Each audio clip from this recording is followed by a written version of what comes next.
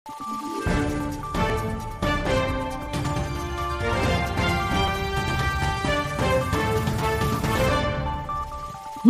araw, Pilipinas, at maligayang Pasko sa ating lahat. Ito po ang Valiente News hatid sa inyo ng Office of the Vice President. Nakaugalian na ng pamilya Duterte ang magbigay ng munting handog sa mga Pilipino tuwing Pasko. At para alamin ang huling sitwasyon sa ancestral home ng pamilya Duterte sa Davao City, narito ang live report ni Brian Latasa. Brian, kumusta na diha?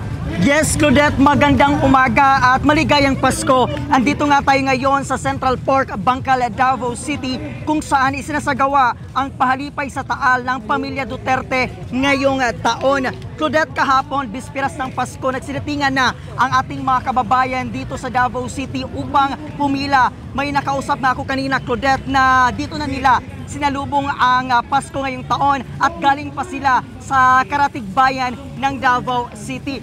Ma'am, anong oras kayo pumila dito, ma'am? Alas 12, sir. Dito na kayo nagsalubong ng Pasko. Taga saan tayo, ma'am? Taga Turil. Taga Turil po. Kayo, ma'am, anong oras kayo pumila, ma'am? Alas 9 ng gabi. Kumusta naman, ma'am? Dito kami na Masko. Hindi na kami nakatulog. Taon-taon kayo pupunta dito, ma'am? Yes po. Alright. Ma'am, anong oras kayo pumila dito sa... Alas 4 po. ng madaling araw?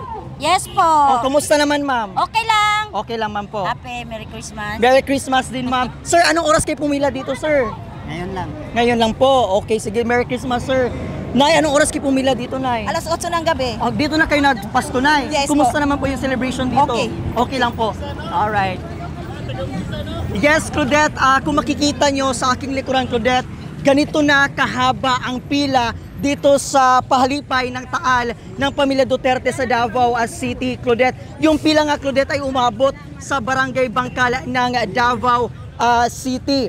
Kaninang alas 5 ng umaga, nagsimula ng mamamahagi ng gift packs ang ating mga kasamahan dito sa Davao City. At hanggang ngayon, tuloy-tuloy pa rin ang pamamahagi nila. Buong puwersa namang nakabantay ang mga personahe mula sa safety and security cluster ng Davao City.